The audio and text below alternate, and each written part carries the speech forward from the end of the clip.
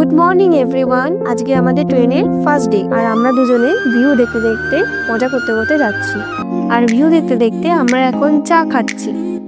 তো চা খাওয়া হয়ে যাওয়ার পর আমরা ব্রেকফাস্টের জন্য ওয়েট করছি। তো ব্রেকফাস্টে আমাদেরকে দিয়েছিল sandwich, vegetable and French fry.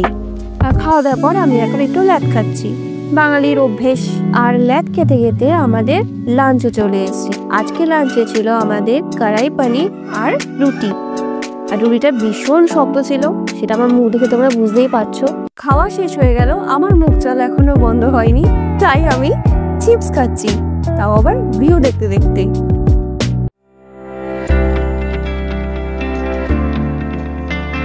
তো ট্রেন জার্নি করতে করতে কিভাবে সময় কেটে গেল বুঝতেই পারলাম না। রাতও হয়ে গেছে, এবারে ঘুমানোর পালা।